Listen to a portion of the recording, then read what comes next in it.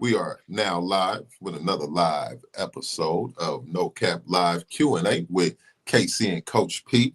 You are now tuned in to this live episode with my partner and myself. What's up with my partner, man? Oh man, same old shit. Same old shit. Hold on, let me go back to my slapping. I don't want to do it wrong. Hold on, it's going all over the place, but where I want it to go. So, There we go.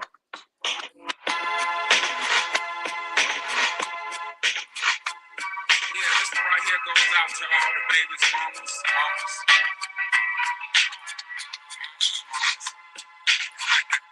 Baby mamas, mamas. Yeah, I like that. I'm stopping Miss Jackson. I am for real. Never meant to make your doctor cry. I apologize. Yeah, yes, now. indeed. So, as staying true to form, my boy KC coming in, slapping his music as usual. And today he gave you a little bit of ATL's own Outcast. And what made you go with Because that's what we're gonna be talking about today. Sorry, Miss Jackson, I am for real. Never meant to make your daughter cry. Never meant to make your daughter cry. I apologize. But anyway, she did the bitch cry. No. Nah, man, thank y'all for tuning in to another live episode of No Cap Live. Make sure you tell a friend to tune in the next time you tune in so we can keep this thing moving and grooving like it's supposed to. What's up with my partner, man?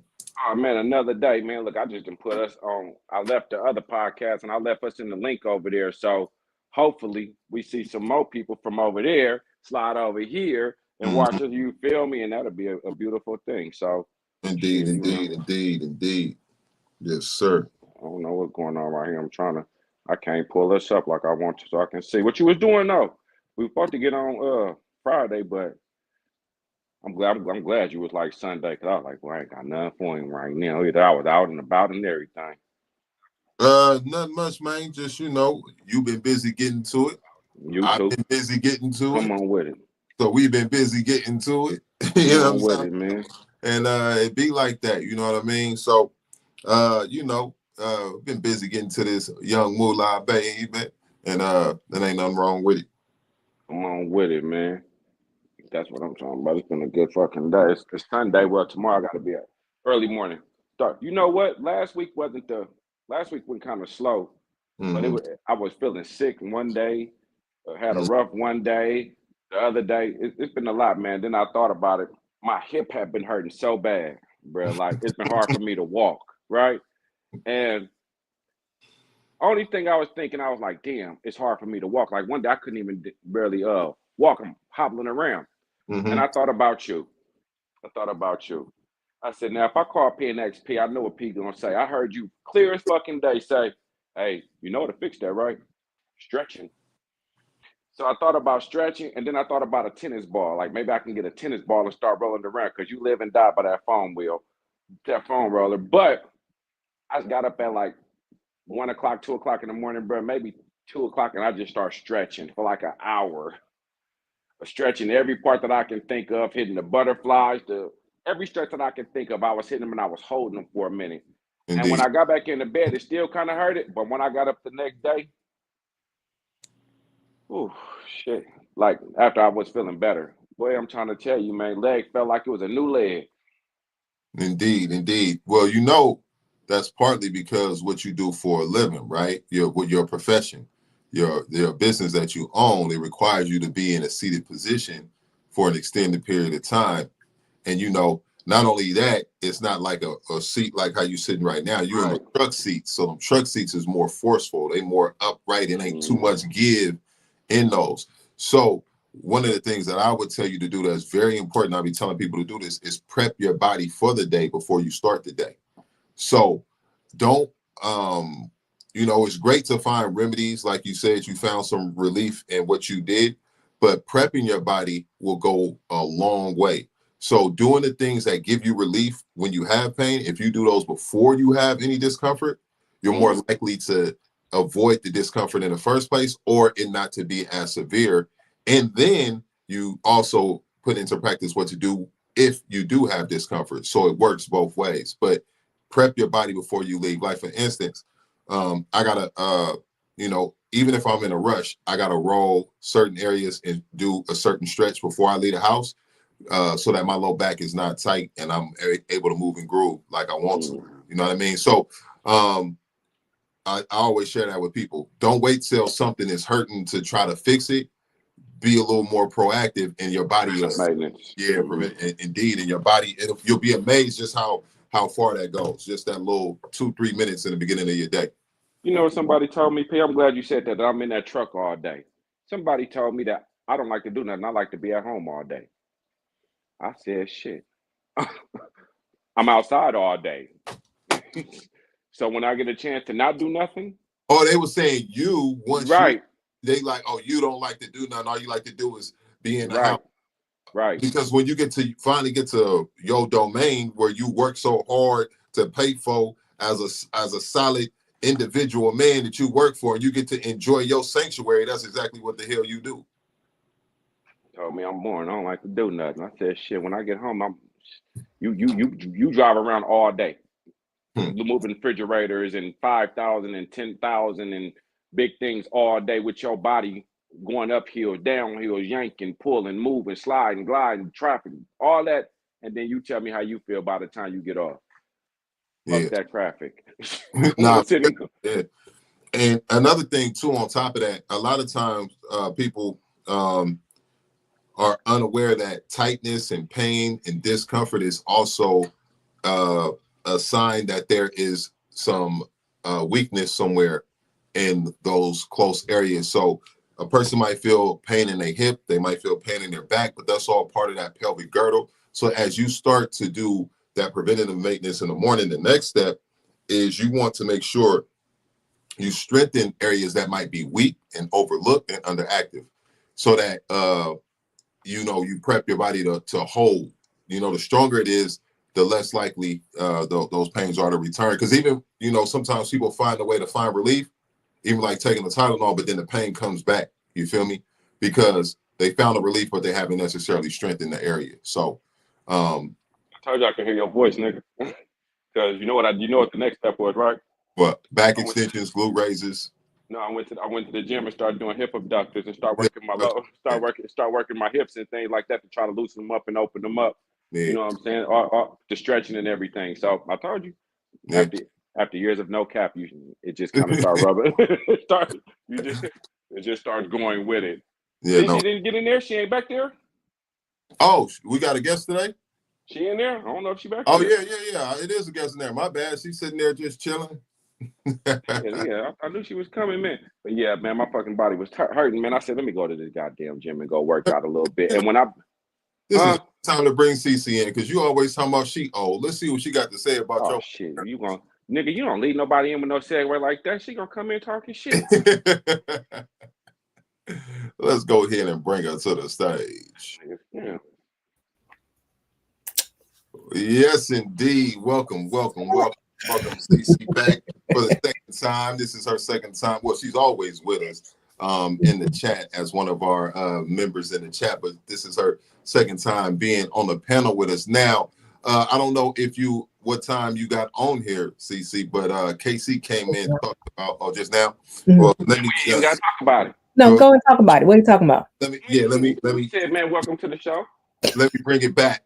Kacey came on talking about how bad his hip was hurting, how he couldn't move, and his hip was bothering him so bad he really couldn't move. And I'm not making light of the situation, but as he always talks about you being old. Yeah, he old.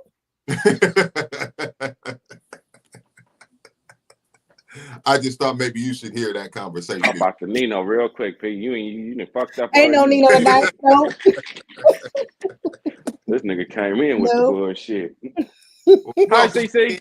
What up, bro? Hi, CC just celebrated 15 years with I think that's Smud. Not Smud. No, AT&T. With the union. IBEW 1245, one of the largest unions across the nation. So 15 years under that belt. We're not about to say my company. No, absolutely don't do that. Oh, my bad. We ain't gonna say her company. All I know is she got 15 years in, and she just went and bought her Benz. Yeah. And she coming out here new and doing CC shit. So CC, welcome to No Cap again. Hey, Pam. glad to be back, y'all. What's happening with y'all? Just chilling, just chilling. Another episode for the people.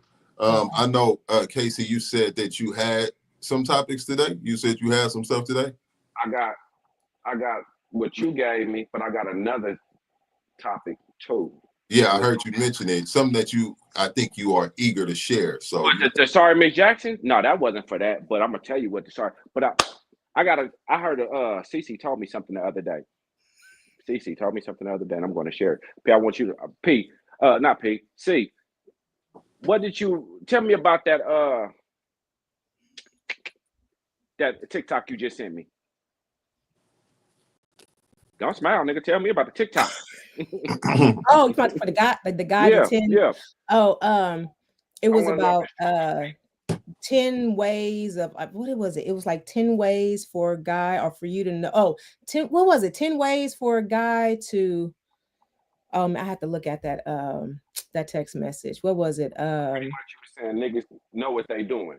Yeah, They yeah, know yes, like 10 ways of something like 10 ways of a guy know what they're doing or what they want or something like that. And is when I was going through it, it made me think about like how guys react and how they respond. Like, everybody knows if a guy wants you, he's going to do things to show you that he wants you, right? He's going to be affectionate, he's going to take you out, whatever the case may be. You'll know. Now, there are sometimes guys will fake the phone to get what they want, right? But overall, when a guy's truly into you, it's nothing that he wouldn't do for you. And so it was like 10 ways for you to know if he's really for you or not, if he's really into you or not, So I sent that to him because we were talking about some other stuff, but he doesn't have TikTok, so he wasn't able to look at it. But I think one of them was like, if he loves you, he's going to show you. If he's not, then he's just not into you like that, If he, it's just more of guys are more action wise versus women.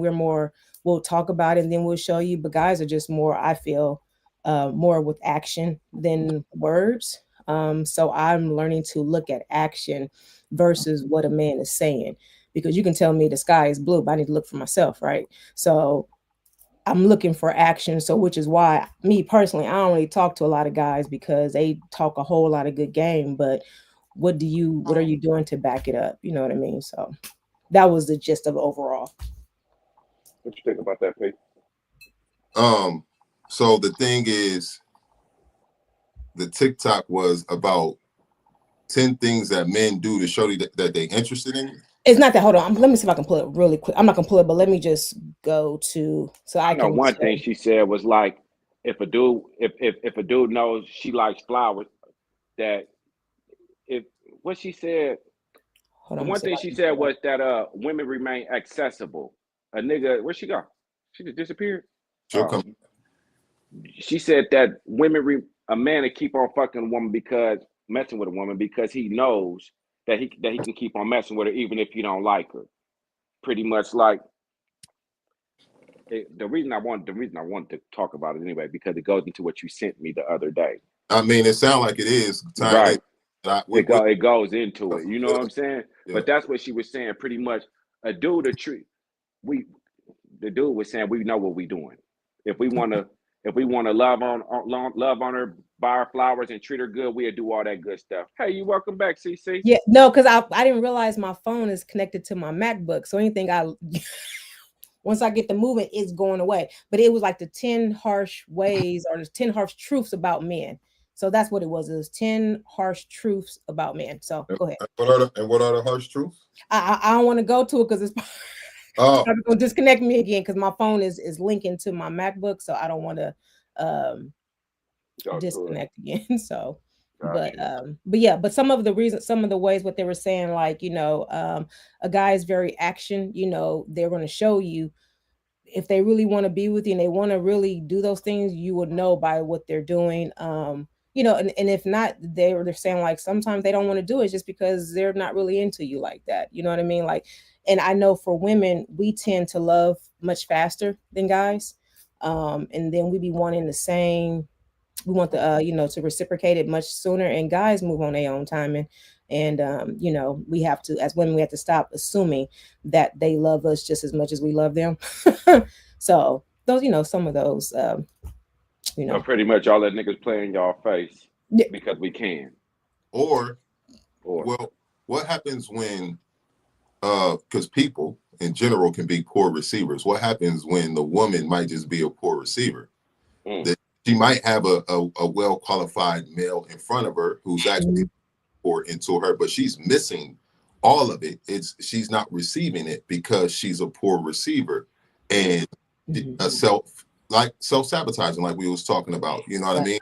A Mhm. lot of people, including women, they're not exempt from this, are great at self sabotaging. So, you know, it could also be sometimes that women gotta, or people in general gotta have that self reflection and make sure they're being open to receiving mm. powers that a man might be trying to give him. Because if he doing his best to give him the way he know how, but she's not receiving them, he might just be like, "Fuck that bitch." Right, true. And then some people who not really open for something new and different really shouldn't be dating. Mm. You shouldn't be dating. If you're truly not really ready for something new, Mm. meaning that you leaving behind the past is a past. We always have a tendency to be that bag lady, right? Well, Erica Badu, bag lady, we all be doing that. Stop carrying these old ass baggage from and assuming that this person's going to be the same way. No, you have to be for real. We all guilty. We've all done it, and then we wind up losing someone very special, or may not even see that this person was really good for you because you stuck from what homeboy or homegirl did to you and thinking, Nigga, pick what the what you say? No, the fuck? P said, come on with it. See, The fuck? listen, hey, y'all know me. I'm gonna keep it there. I'm not biased at all. When it comes to reality, for real, I just threw yeah. my shit. Hold on, wait a Mm, minute. I don't know. I just threw my shit all over the place. Go, DC. Go, say it again, but put two hands together. man, Go, come on with it. Hey. these two hands like this, so it, you know what I mean. It echoes a little bit. Please Yeah. go ahead and continue, because you're talking to some people. And again, we're all guilty of it, right? But when it all comes back to what accountability, hold yourself accountable for how things may have didn't go the way it's planned, and it's okay. And that's the most important thing people have to understand is it's okay to fail, because if you fail, then you'll know what you're willing to not tolerate and things like that. That's how you learn yourself. But don't bring those same habits and behaviors and then expecting something new, right? And the same thing, like everybody deserves a second chance in love, life, businesses, or whatever the case may be, but you got to know what caused that previous one to fail, whether it was your fault or not, and then accept that's what it was at that time. I was supposed to go down this road. Now let me get off that road, jump on this more healthy road with all not no potholes, no dents, no cracks in there, and I'm a smooth. I'm keep on, moving how I'm supposed to move and enjoy life. It's okay to smile. It's okay to be with someone new and refreshing, because you don't know what God has in store for you with this other person, this new person. It could be something you've been missing the whole time, which is happiness, peace of mind, all that good stuff. But you so stuck in how you was treated in the past, and then you just messing it all up. So I've The been there, done that. No, and the reason I got it, so because a lot of times they only hear from me and KC, Hmm. right? Hmm. And it can sound like, oh, they just some men just talking, and it's only so, but we really, to the best of our ability, is just being authentic and Right. sharing what we share. So to hear you be authentic like that without no biases is Yeah. I think it's definitely something that needed to be said and heard, and is right on time. And I Yeah. with you, obviously, I agree with you It's 30%. all good. I mean, we're all here to learn and be the best version of ourselves. So if it means that, we have to just truly listen, right, and not judge. And me and my brother was talking a couple days ago about how people have a tendency to respond with emotion. Like they're missing what a person is saying because now they're wrapped up with the anger or irritation or being annoyed at something.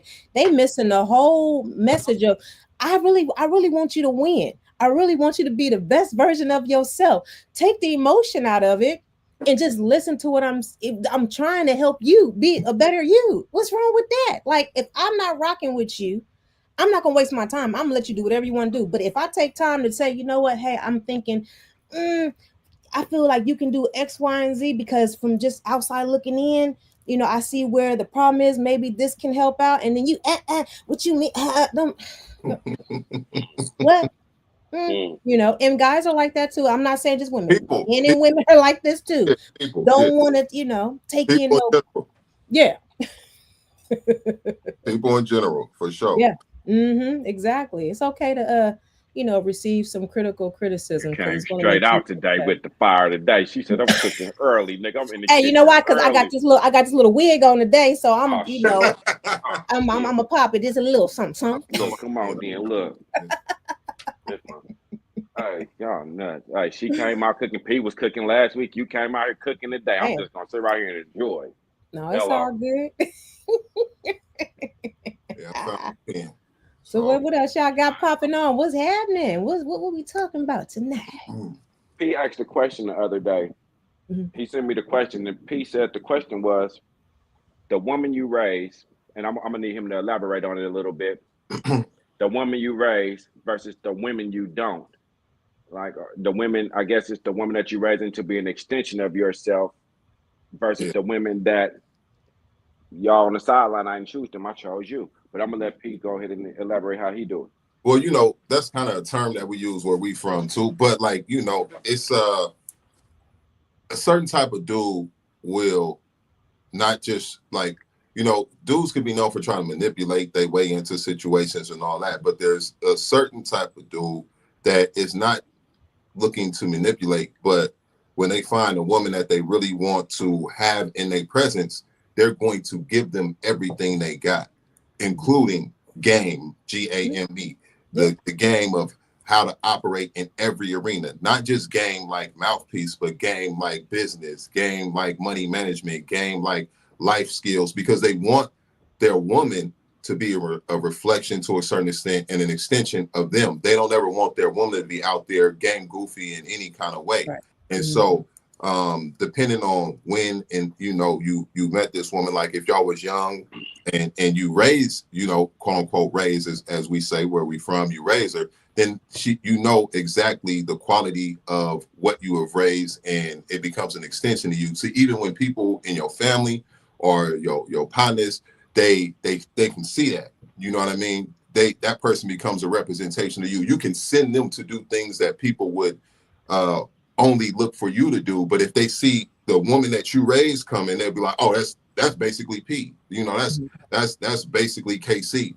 And so, you know, we use that term. Some people might take offense to it, but you know, the women that you raise, meaning you give them the game and you take them from where you met them, but you don't use that as something against them. You help groom them to improve in a way that not only benefits them, of course it benefits them, but it benefits you too as a couple, because now you have two strong individuals where, you know, there may have been some weaknesses, you know, prior to that young lady meeting you. You know what I mean? And when you meet women who you didn't raise, and you haven't spent that time and haven't been able to put that type of effort and energy into, you can see a huge difference. It don't matter how cool she look, it don't matter how beautiful she may be, but you can start to see the gaps in their way they respond or whatever it may be, depending on when you met them in their life. So, you know, I was talking to somebody the other day and that came up, and you know, and I know my boy KC can understand what I'm talking about when we say it. Well, you too. I was with you. There's one she a nigga too. When you don't. Yeah. She a nigga. Yeah, she I mean, but from a woman's perspective. Nah, I got you. But well, I want to start with you, CC, before I go to KC. What do you think about that? Like, as far as the term, you know, when they say, you know, I raised that individual, and how do you feel like that? How do you feel about that? I don't like it. I don't like that, because really raising is like, I think of parents. You know what I mean? I would say, I mean, I understand where you come from. So it's the terminology. Hey, it is what it is. Me personally, I don't like. I just look at raising is children, parents, raising them to be. So I look at it more so as being teachable. You know, there's some people that just ain't teachable, right? So for me, I have to be with someone that's teachable, and I'm teachable. So I need you to teach me some stuff, right? Because if I cannot learn from you, I'm wasting my time. I'm hitting close to 50. I don't have time for no kitty games, trying to hold somebody's hand back away from the camera. I ain't got, trying to hold the hand. You right behind me 2 years. But both people in the situation got to be teachable. You guys got to be able to learn from each other, right? Because that's how you're gonna make that situation much stronger. And then when you're out there, they gonna know that that's your woman. When you out, they gonna know that's your man. Because when they see you, they see him. You know what I'm saying? You see me, I see you. You see me. So it's Exactly. that thing. So I get it. I just don't. Me personally, the raising part, just the word itself, it goes like parenting for me. So I got a follow-up question though. yeah. So, and Casey, I know you ready to jump, No, I'm listening. but I got a I'm follow-up listening. question. So I hear your response now. Mm-hmm. The grown, sophisticated, experienced, intelligent woman that you are today. Yeah. And I know that you've always been a very sophisticated, intelligent woman. But Not always, but yeah. well, let me ask if you can tap into your Hood side. your 18-year-old, 19-year-old. Ooh, okay. When you met and you met a male who was more of like a boss and maybe like 4 years older than you was, and you had all the potential in the world, but you might have been a little green at some things. Okay. That's kind of what I'm talking about. And if you could relate, I would like you to kind of speak. Yeah, no, I mean, like I can give like my oldest son's father. He is 3 years old. We're 3 years apart. And so he was a go-getter, hustler at that time. He was slanging all the little stuff and still had a job at UPS and doing all the stuff. So, for me, I was younger. I kind of just follow what he told me. You know what I'm saying? Whatever that situation was for me to do something, I just followed along with it. I learned some stuff like I would say I learned a lot of stuff about dogs, like because he's into dogs, pit bulls at that time was real big in the 90s. So I learned a whole lot. So when they see me, they know. And when everybody knew who I was, okay, because that's just how we, did. Like even when it came to like dyeing hair, and he was like, "You need to do this, you need to do that." I just went ahead and went along with it. You know what I'm saying? So yeah, I can understand that part of just when you say raising. So I get it. I just personally I relate back to the raising as parents and kids, but I get what you're saying as far as terminology wise. Yeah. I mean, when I was younger, he was older. I just, I followed the lead. You know what I'm saying? Like whatever that was, I did it, and I was able to kind of mold myself to what I need to be for him. And then, and it helped me to learn a lot down the line, like cars and stuff. I learned a lot from him about cars. You can't tell me nothing about no cars, whether it's, I got a 71 Chevelle right now, you know what I mean? But so I learned a lot about cars. I followed and whatever, again, but it still has to be, are you teachable, right? Doesn't matter how old you is. You know what I'm saying? Like, are you teachable? Are you willing to learn and, and move forward with that? So it's all the same, in my opinion, that you got to be teachable and you got to be willing to learn, so. Absolutely. Yeah. Casey, go ahead and jump in, man. Well, I'm going to say this.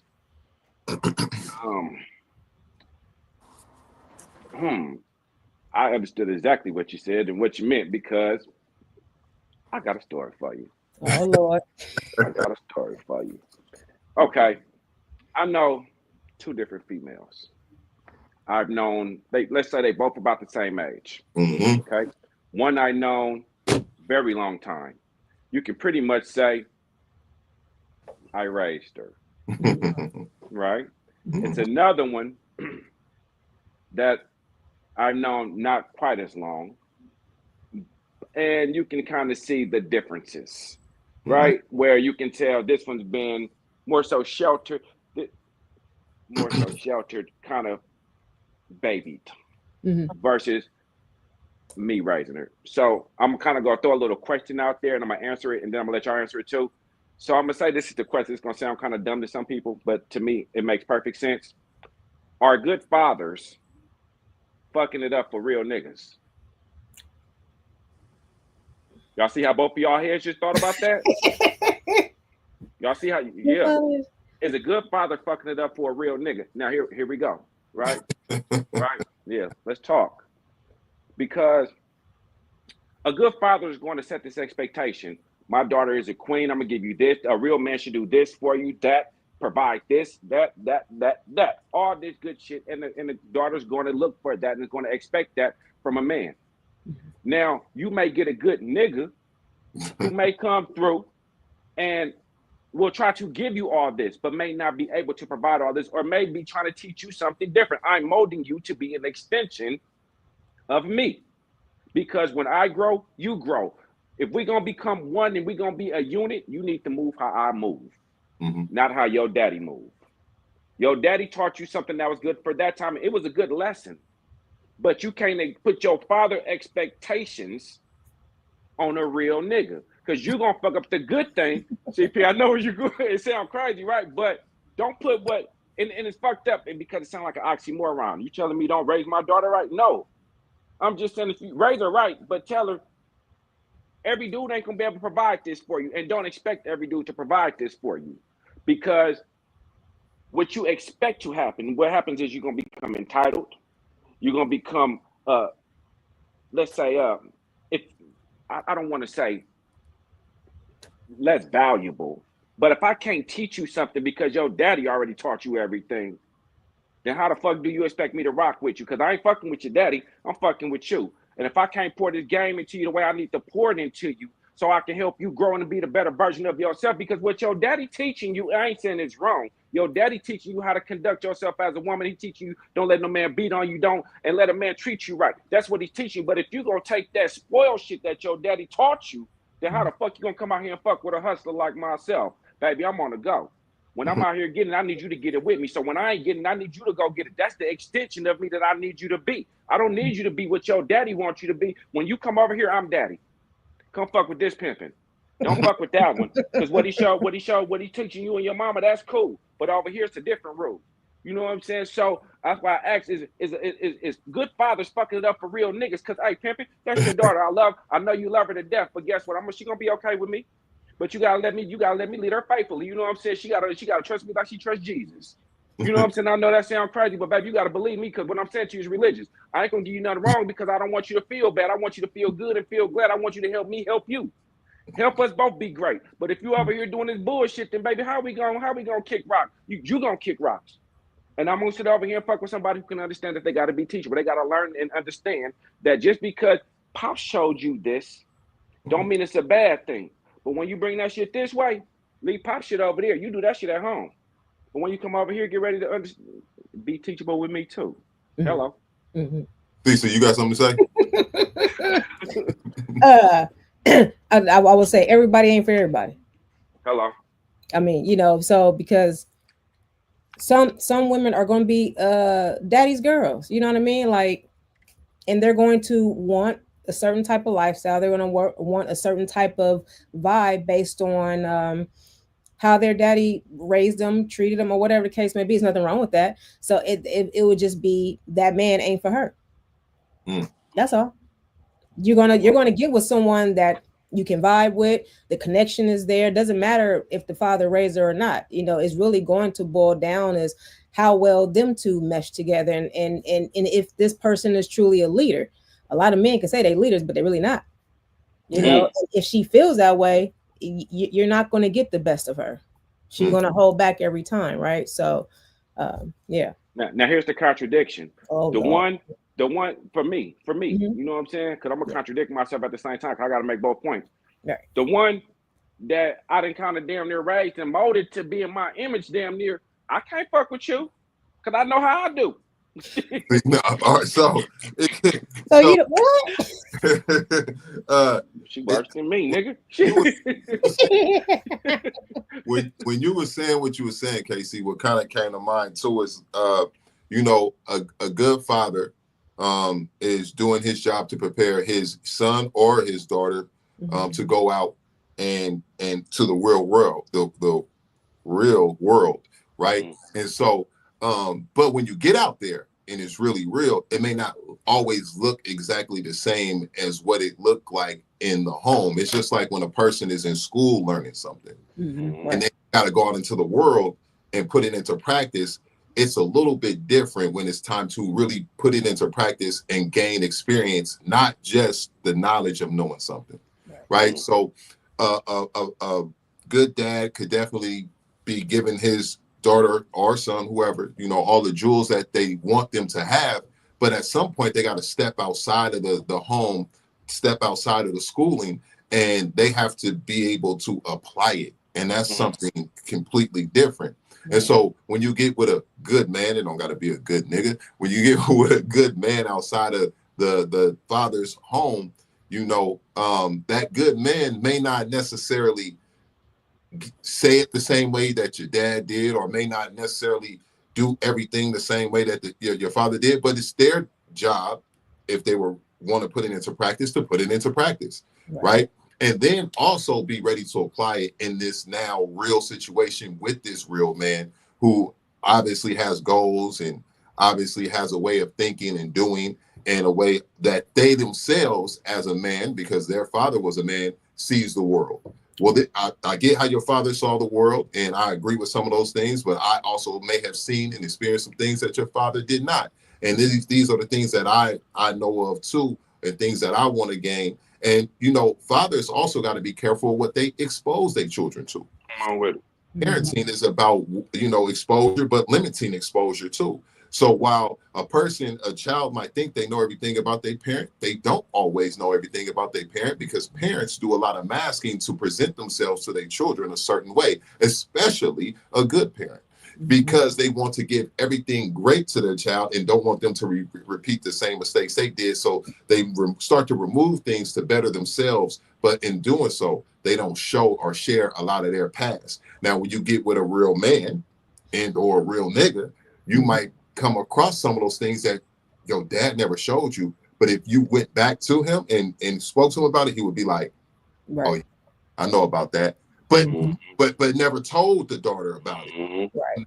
This is where that, I know people don't like the term, this is where that raising comes in, and raising awareness, raising your level of how to deal with these certain things, and giving you tools that you may have never got because maybe you didn't have a dad there. You know what I mean? So there are different situations. I know people do not necessarily like the term raising, but it's a term that we use where I come from, and I've seen a lot of benefit in it, you know, and I've seen a lot of people who respect it. They'll say it themselves, like, so-and-so raised me, you know what I mean? So it was just a conversation, and I brought it here as usual. Okay. Yeah, I mean, I told you, I can't say I got, but I know, you know what I'm saying? I mentored a lot of people, women, a lot, you know what I'm saying? And some of them are sharp on all four corners. And then some of them are Gang goofy. Absolutely. And then you start trying to you start trying see this the fucked up part for me, because the one that I know that I know she's sharp as a motherfucker. I can't fuck with you though, because I know you too much like me. Not saying it's a bad thing, but because I know you take a lot of my bad qualities as well, right? But the other one that's gang goofy is like, all right, because it's always the challenge, right? Let me see if I can mold you and shape you to the way I need you to be. For me, because it may be something there that I've seen you that I want to make stronger. I want to strengthen it and bring it to light. But now, guess what? You showing me all the deficiencies that you have. And now I'm looking like, yo, this ain't vitamin C. This vitamin hell no. You know what I'm saying? So now you got to start looking, you start questioning, like, who raised you? And they going to say, my daddy. And then you like, damn, let me talk to that nigga. Well, you know, the other part of it too that I don't want it to be missed when you say raise or an extension of yourself, it's also a trust thing. It's one of the biggest forms of trust, actually, because there are women who you would never tell all your past codes and security codes and where the money is, and if something happened, what you expect them to do, and go grab this, take this over there, or have somebody come bring them something, and you know you go get everything that you're supposed to get. When I say an extension of yourself, like there are certain things that you might need done. You might be out the country, but things still need to be handled a certain way. And you can raise this individual, even if you in Zamunda and she's in Oakland, she can do everything that you need to be done the way that you would have done it because you raised her to be that. It's also a trust thing, right? And it could be with business, it could be with the household. There are expectations that are set, especially I'm just speaking as a leader, right? As a man, as a leader, when you find a woman like that, that's a trust thing for both of you. You are trusting her with everything. She knows everything. She knows where all the money is. She knows things that nobody else knows except for you. The only other person that knows these things besides you is her. So when you raise an individual, it's not a bad thing. It's like I said, an extension of yourself, because now you're bringing somebody along that you're trusting with everything, and you know that if you needed to have them do something and you were gone somewhere or something, whatever it was, it's gonna get done. Right. And it's no question to it, and you can trust that. And there's honor and trust. So you know what I mean? It's an honorable, trustworthy thing. It's not a negative thing at all. At least not how I'm speaking about it. Right. So I got another question. If hold on, let me see. I ain't gonna ask that question because that's gonna be a fucked up question, and I'm gonna leave that one right where I need to leave it. Let me ask this question. Yeah. CC, this question is for you. Yeah. So let's say you found out your nigga is a stripper.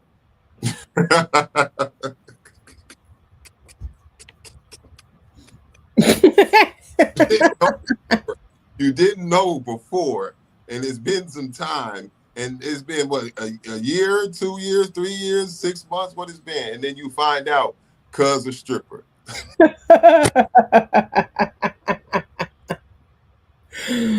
You catch him in the mirror twerking. What you do? you not twerking, bro. What you do if you find your nigga a stripper? I'll be more like, why it came to no shows? Why I didn't know nothing about it? You want to go watch the nigga? Yeah, I want to make sure he's doing a good job, because at the end of the day, you my dude. So if I'm gonna support whatever you do, you gotta make sure if you're gonna strip, you better be the best stripper you can be. But I'll be more upset about, why haven't I known about this? Why I gotta find out? Why ain't coming to no shows? Who collecting your money? You know what's going on? Why I'm not working it up? Why is he hiding it? To me, stripping the male's weird behavior. I don't know. I mean, there's some guys that can really get down with the get down. You know, so I'm not gonna knock it. I mean, especially if you like an individual private dancer and you just go to women's house. But if you go to a club and report to a club as a grown man, and you got to change in the locker room and come out and shit, that to me, is weird behavior. All I can say is to each his own. If you bringing home some money and you bringing a nice chunk of money, I'm not gonna hate on it. I'm just gonna be, why I didn't know about it and who collecting your money. You just come out and you come in the house and you hear this.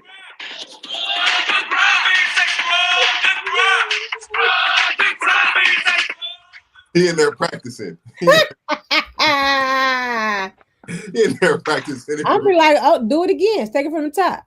He in there practicing for his nightly routine. See, y'all know I'm the wrong person to ask these questions to, because I'm gonna be your biggest fan. I'm gonna be your number one supporter, and I'm gonna make sure you're gonna do the routine again, because you missed a step. I don't like that. Do it again. You should body roll to the left versus to the right. See, that's you out here trying to pimp the nigga. Yeah. See, out here trying to pimp this nigga. Who collecting your money? What's going on? What happened? That sound like to me. That's what that sound like. That sound like out here trying to pimp. Yeah, this sound like nigga, get back and do it again. Yeah, recruit. You got some more? Bring some more. It gotta be exceptional. If you're gonna do that, you better do it right. Take it from the top. Kacey, what the hell made you think of that question? Man, just was asking questions.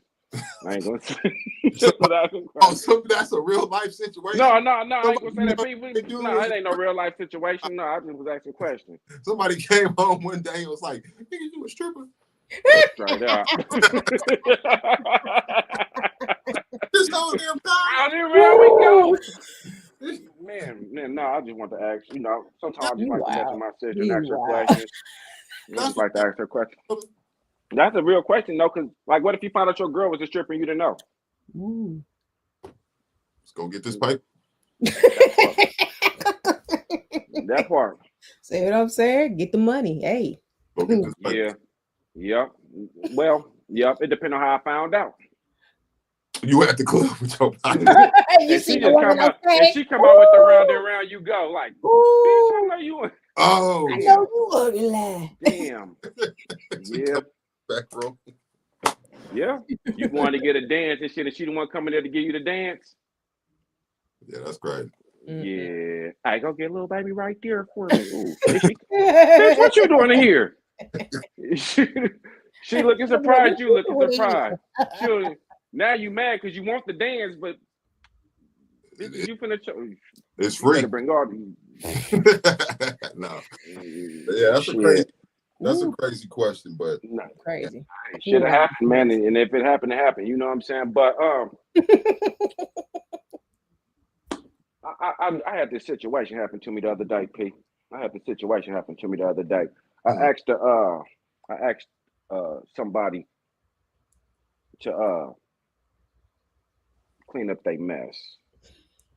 Mhm. I said, hey, if you dirty up something, can you make sure you clean it? Mhm. This person told me I have too many rules. Mhm. And I said, well, they said, well, what do you want me to clean? I said, whatever you leave. They said, well, what did I leave? I said, I don't want to say. P, I'm going to ask you, Mhm. is that too many rules to ask somebody to clean up their mess? Clean up after themselves? No, that's not too many rules. That just sound like a person who don't want, who's being defensive and don't want to be told nothing. Mm. Mm. Mm. Mm. They're being defensive about something. They feel like somebody telling them something and they don't want to be told nothing, so they're being defensive. You don't got to tell me what I need to do. I know what I need to do. Mm. Mm. Mm. Leave that right there. See what you think. I mean, I agree to a certain extent. You know what I mean? Like, for me, see, I can only respond to me, right? Meaning that if somebody said that, I'd be like, oh shoot, what man, let me know what's your expectations, so that way I know going forward what what needs to happen. But me being who I am, I'm automatically clean up, whether it be dishes or whatever the case. If you cook dinner and I see that your sink is empty, it's gonna stay empty because I'm washing my dishes out. You know what I mean? But also everybody lives differently, right? So they may come to your stuff and you're more of a tidy person. You just got to know your star player, right? You look around. It don't cost nothing to look around and you see how a person moving, how they living, right? If you see them carpets is clean, I'm taking my shoes off. Or I'm asking you, do I take my shoes off? No, it's all good. All right, cool. I'm going to. It's all about learning who you're dealing with. You know what I mean? You got to learn the person you're dealing with. And then once you learn it, it wouldn't be nothing for a person like, hey, just going forward, can you make sure you click? Oh, my bad. I didn't even, I got you. It's all good. How you respond. You got to be teachable. You got to be teachable and willing to learn. But a lot of what you just said, that's a reflection of yourself, how you carry you're talking about how you carry yourself versus needing to defend yourself versus when somebody says something to you because you already carry yourself at a certain standard. Right. Having awareness of when you come into somebody's home and being aware and saying, hey, should I take my shoes off when you enter their home without somebody saying something to you is a reflection of yourself and how you carry yourself. A lot of people, but I think we're talking from a lot of times what I'm noticing, especially in this conversation, when we're speaking from a place of maturity. Experience, right? Speaking from a place of have lived and gone through some things and being able to mature versus where we might have been, 15 years ago, 15 years ago, and having the ability to learn from past experiences and now speak from a place of being more mature, having that self-reflection like, dang, that was kind of many back then when I did things like that. But when you come across people who are still in that, they're still in that mindset and everything is defensive and they don't have that self-awareness, it's kind of comes down to a lack of maturity. Right. They're still experiencing some immaturity. And so it's hard to communicate when a person is immature. That's what happens with parents and teenagers. You know what I mean? People want to express themselves, but when they are still immature in certain areas, or it's hard to take criticism. It's hard to have conversations. It's hard to be teachable. It's hard to teach because, you know, a lot of that is just immaturity and lack of experience. What I'm getting now is a lot of motherfuckers that come along that a lot of people, I ain't gonna say no individual person or nothing like that, but what I'm noticing moving that with since I've been dealing with motherfuckers, right? A lot of people, I always tell see and shit, YouTube people put their representative first. They put their best representation out there first. And us as you know, we reciprocate that energy. We're gonna put our best version out there, even though we're gonna still maintain who we are in the realness, but we still gonna try to give you the best version. And then what we start uncovering is these motherfuckers really be ungrateful and unappreciative people. So now we start dealing with motherfuckers who only coming around for what they can use us for, the benefits that they come to get from us. You know what I'm saying? Because we so kind-hearted, we are. This is who we are naturally. Naturally, we here to help you grow because we want to see the best version of you excel in life, whether you fuck with me or not.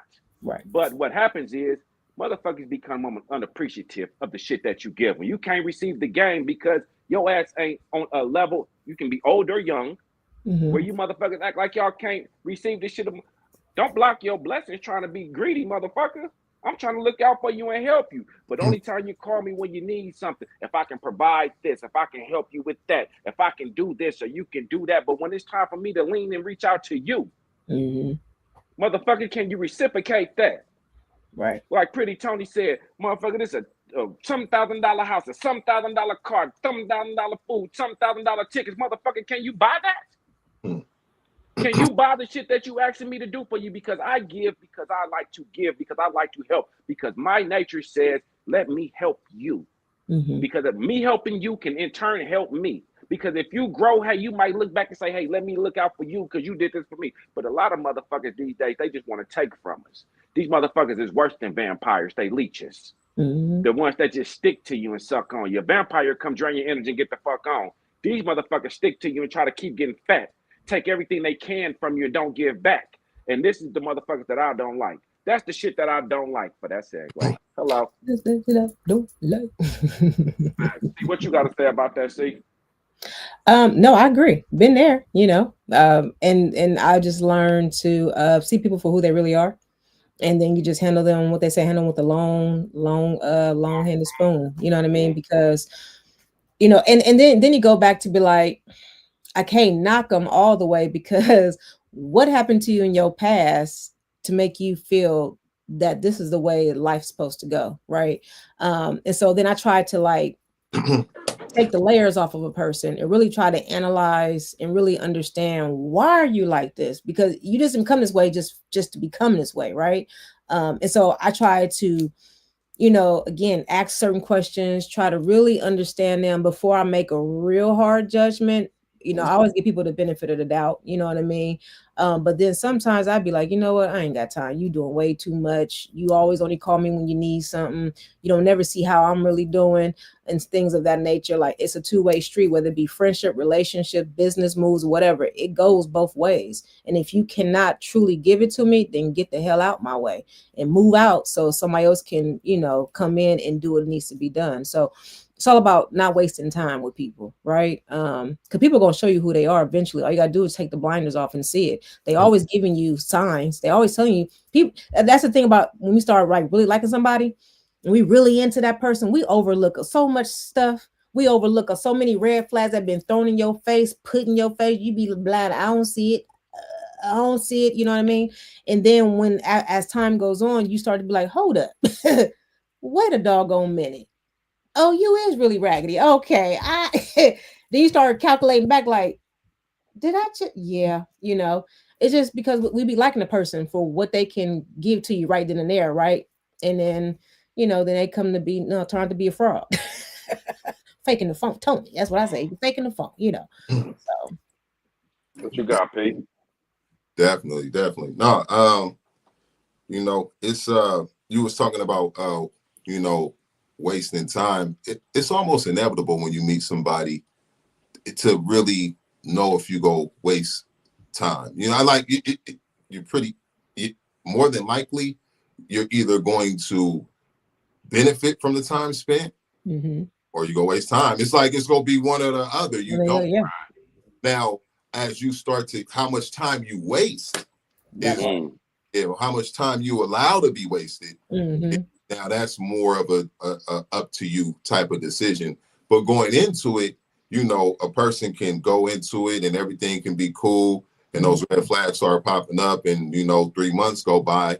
You know, did you waste 3 months of, is that 3 months of time wasted? I mean, technically it is, but if you allow it to go on for 3 years, you know, that's a lot different, right? So it just depends on how much time a person is willing to invest in a certain thing, and the return that they are looking to see, and the time that they have invested, and how soon they are expecting a return on that time they have invested.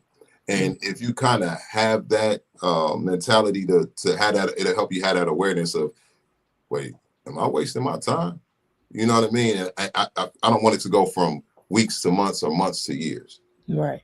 But it's almost, you know, you don't really know until you get into a situation. You know, it's like people saying they wasted time at a career or a job that they was at. They was getting paid. Yeah. They was paying bills, but they may not have been doing something that was pleasing to their spirit. They may have been doing something that had a ceiling and didn't really allow them to grow into where they could have been. And so the longer they stay there, because they got bills, because they getting paid, they could be trading their time for money and wasting time. And as soon as they're out of that situation, so it's not just always like romantic relationships. It can be a relationship, but you know, it's really just up to the person to have that self-awareness of the time commitment that they putting in, and is it worth their time to continue to put more time into it. No, I agree. I think. Go ahead, bro. Go ahead, I'm listening. Oh no, I was going to say, I know sometimes we'll know when the time is up because everything they start to do is start to irritate you. You know, every little thing they do that wasn't irritating you before. You know, you say something, he's like, you know what, I'm gonna call you back.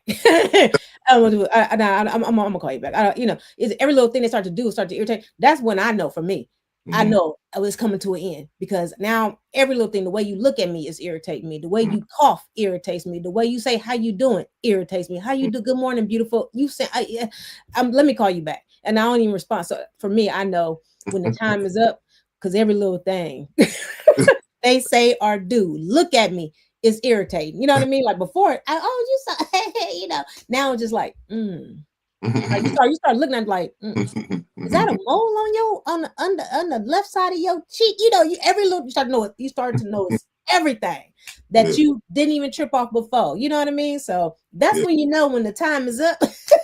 In my opinion, you know, but to each his own. Things are sticking out like a sore thumb. Man, it's like, hello. She said that though. She say, nigga, you only cool because I like you. You really boosty. Straight up. Hey, you only big because I like you. You know, a lot of men need to get that they misunderstand that just because you only big because I like you. Now, you really want me to tell you, don't do that. You know, straight up. Women, hey, we are good actresses. Well, it can go both ways. It sure can. I ain't gonna knock it. Trust me. Hey. Hey, see, what do you do when a woman got tart breath? Ooh. Nigga, that's a fucked up question, because I'm gonna offer her gum. Period. I'm gonna offer her gum. Hopefully she catch on. No, the fucked up part is when they try to kiss you and they breath bad. Yeah. He gonna always take it to another level. Yeah, because I'm a dodger. Oh, you got a nice face. How you doing it? You ride in a car and you get a little, you like, it ain't, now I'm not talking about like, it ain't funk, it's tart though. Little tart. I'm slick, P. I ain't gonna lie. If I ain't got no gum, I'm gonna pull up to the gas station like I gotta get some gas, use the restroom or something. I'm gonna go get something. You want something to drink? You know what I'm saying? It might be a little dry in there. You hungry? Yeah, you want some? You know, I ain't gonna say it to where it's rude. I'm gonna pull over, go get me something. You know what I'm saying? I might go get me some like peach rings or something that's gonna be sweet and flavorful. Everybody wants some candy, something. Now, like, This is delicious. Try this. I might just be rude and stuff it in her mouth. Try that. That's so delicious, right? You what what? do you do? But this show, she cool, everything cool. She got a great everything good. And this show, you know, you've been with her and all that, like everything good. But that thing a little tart in the passenger seat. You know what I'm talking about? Just tell her. Yeah, you gotta tell her, P. You gotta be like, hey, I ain't gonna lie though. Or they Did you brush, her did you shoes brush off, this morning? or Huh? she What take you her say? shoes off and her feet sweaty. Oh, nah, nigga, I had one like that, boy. Ooh. I had one, P. Beautiful too, but damn. And that's What do why I you ain't do? no good. What do you do? Do you kill the vibe and be like, baby, That vibe's already killed. Funky feet. You know, let's hop in the shower. your feet kind of sweaty, or do you just go on with everything that's going on? You ain't never. Oh, okay. God damn, P, you be coming with these stories that I already be having. 2 times. You fucking with me. Okay. I had one. I ain't gonna say me. I'm gonna say somebody else. I heard about one. Telling himself, what? I heard about one, right? And in the middle of everything, went up, came out. Bad. Another one, it was in motion. Ooh, you know your feet stink, right?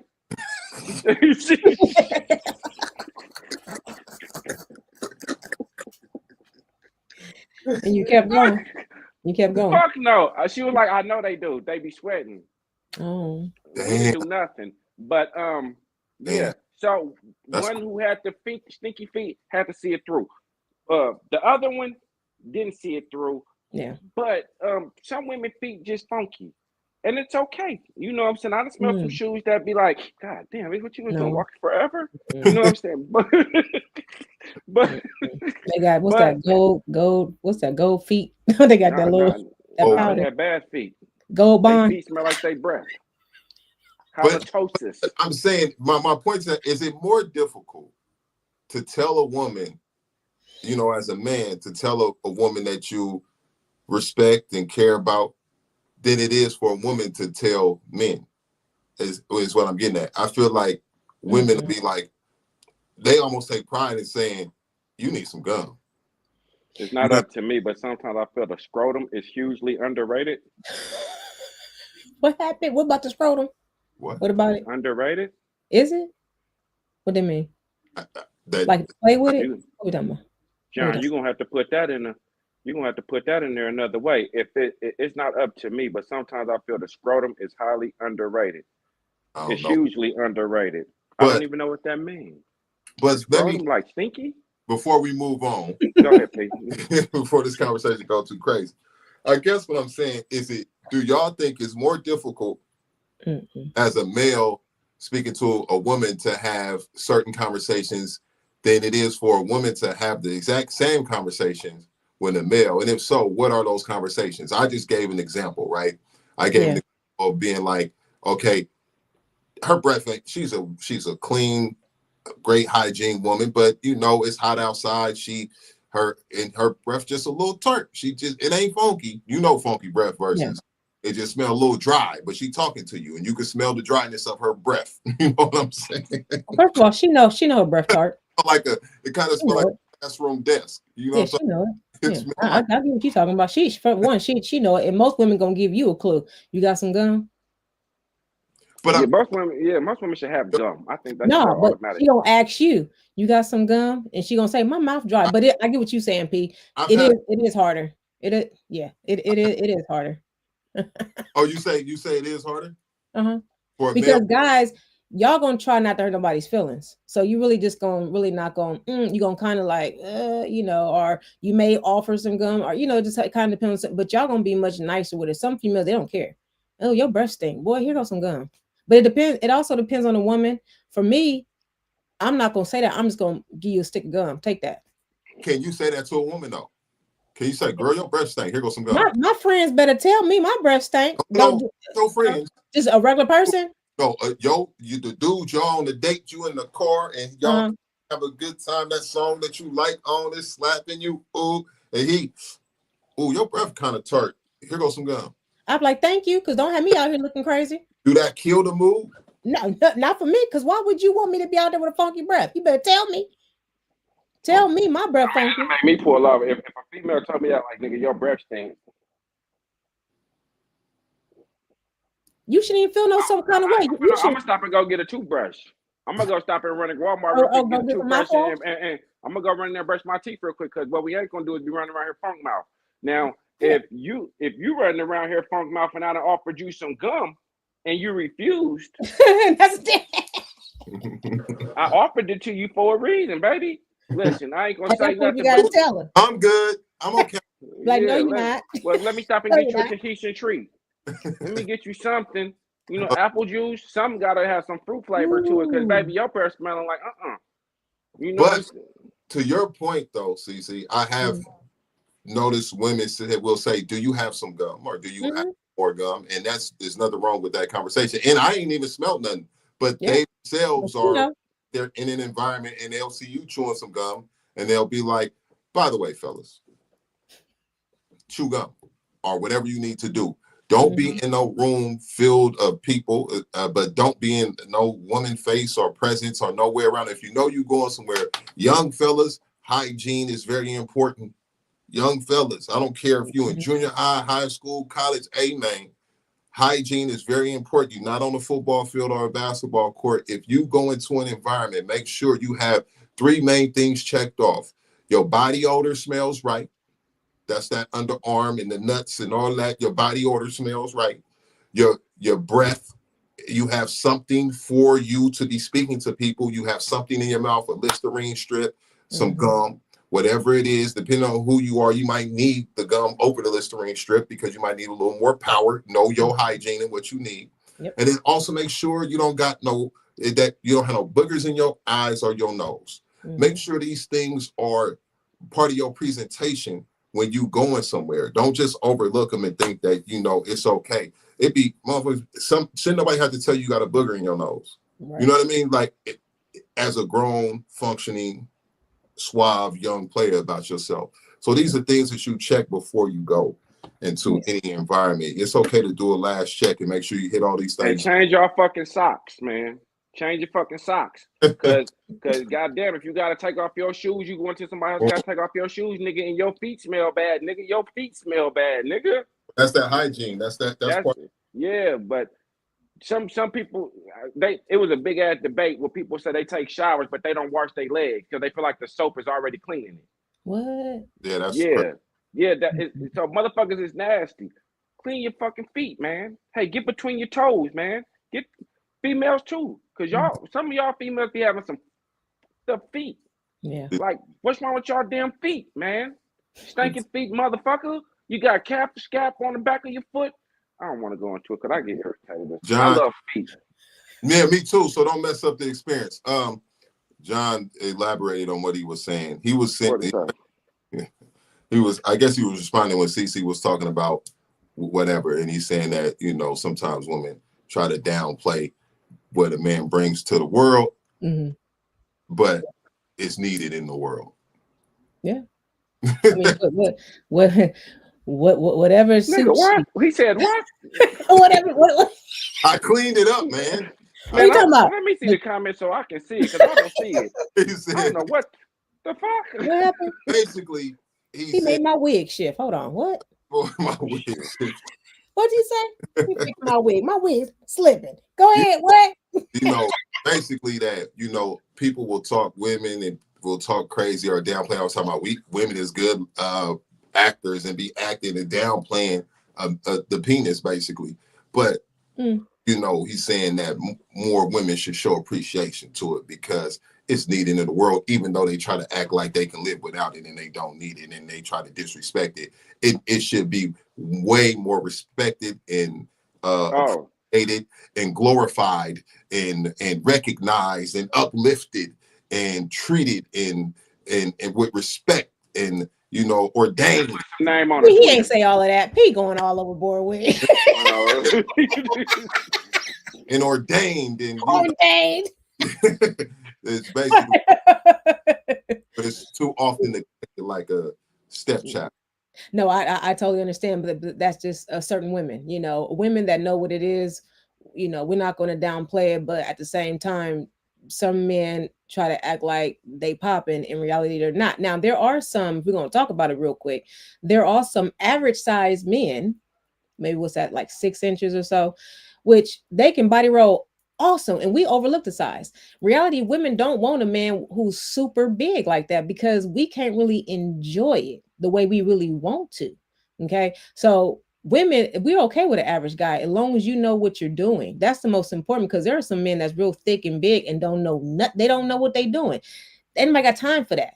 So it all goes to who you dealing with, and Which, how to what is that? what you say average size was? Like 6 inches. Like 6 inches. That's So, average. 6 inches. so over 6 inches is what? Decent. This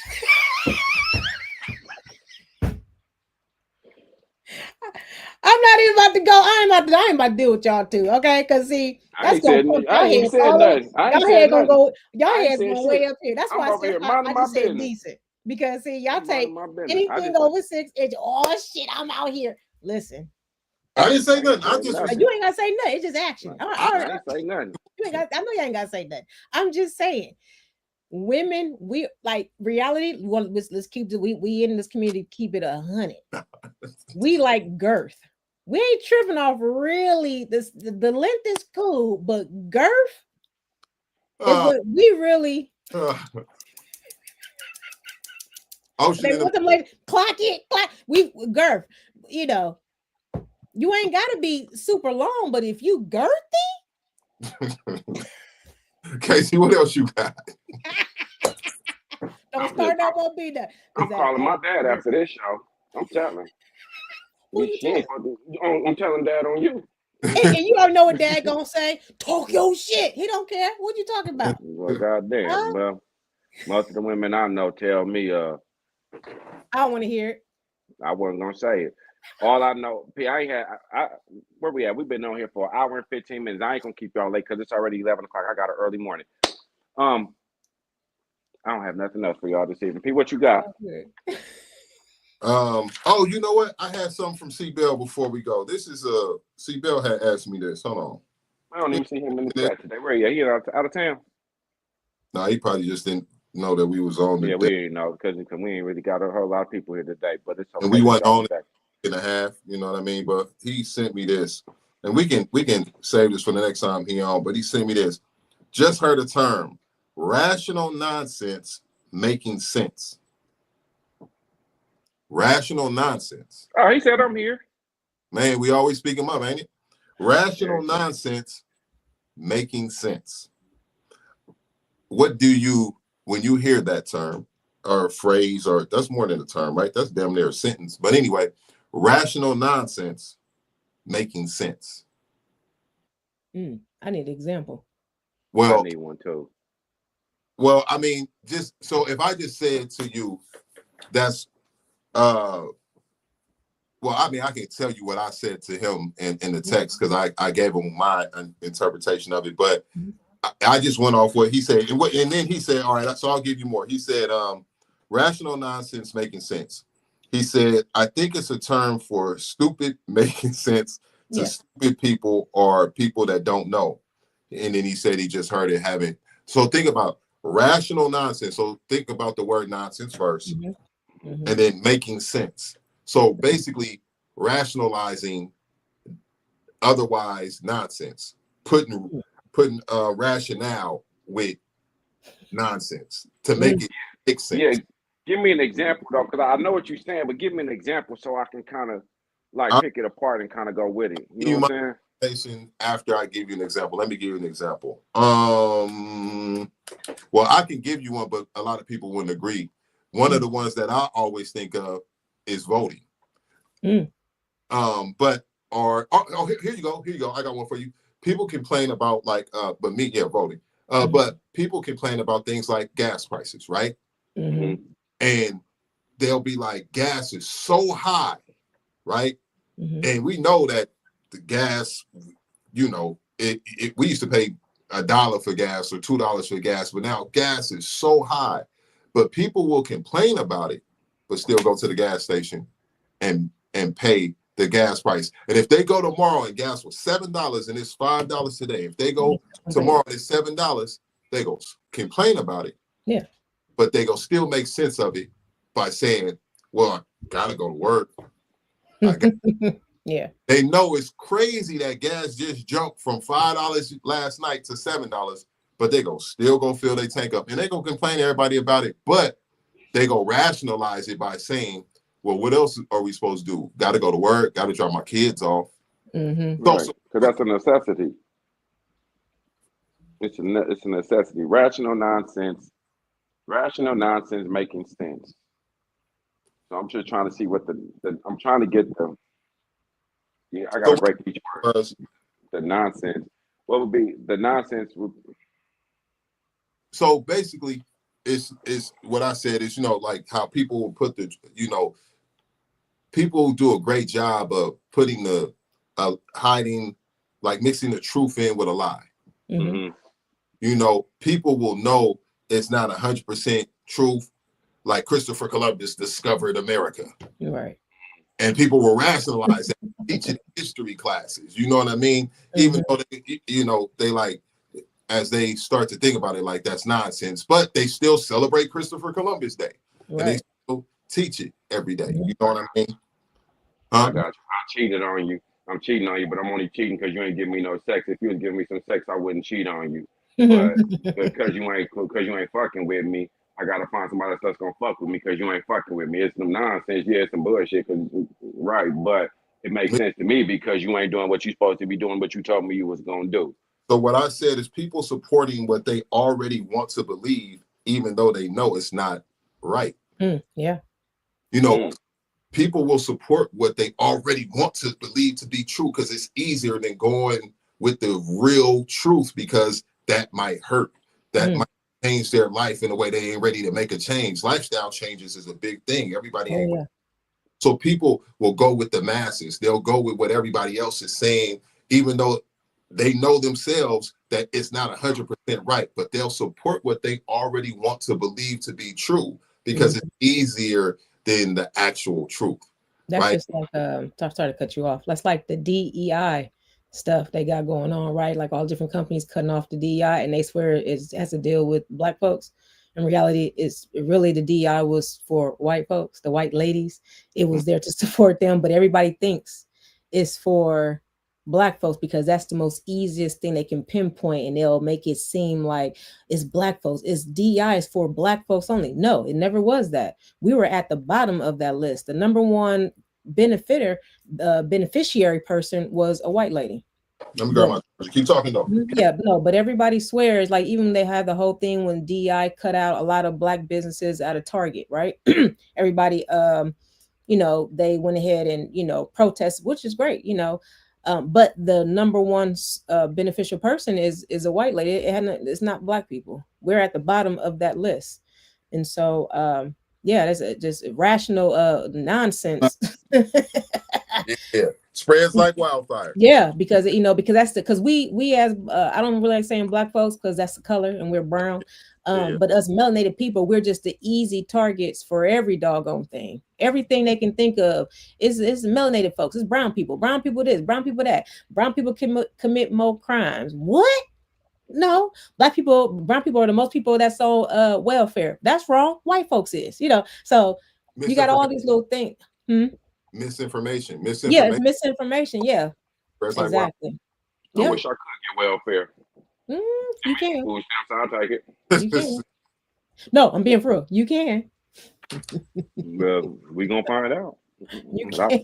Because that's a different topic because nobody makes income. That's a different topic, but I'm not gonna go to the IRS type. Everybody qualifies for food stamps. No one makes income. My son in here talking about who jerseys is that in the back, OG. Them is technically they my jerseys because I paid for them. Yeah, hello. Ding dong. Them the ones that come all the way around the wall this way because they ain't just right here. The jerseys come all the way around the wall. It's about 10 jerseys up in here, and I paid for every single one of them. young brother. That's right. Yeah. All you have to do is say his name. You didn't even have to go. You just wanted to make a point. He just wanted you to shout him out one good time, and here you come, just making daddy moments. Nigga, I Yeah, paid for them. They mine, nigga. They might. you can buy them back one day. Oh, good Lord. Hey man, listen, man. Hey, shout out to my son for being in here. This is the first time he came in. What up? Money Mees, man. Come on with it, man. I'll be seeing you out there training every day, boy. You solid out there too. Come on with it. Hey man, I had a whole house full of kids yesterday. Listen, I had my son 15. He was chilling. I had a 12-year-old. I had a 7-year-old, and I had a 4-year-old. And I think I'm a little bit too far removed from the infant ages, the toddler stages. Yeah. Even though the 4-year-old was solid as shit, he was like cool. I was like, hey, I'm gonna go. I'm gonna leave you here. He said, nope, I'm coming with you. Okay, cool. Hopped in the car. He went to sleep. He seen my dog.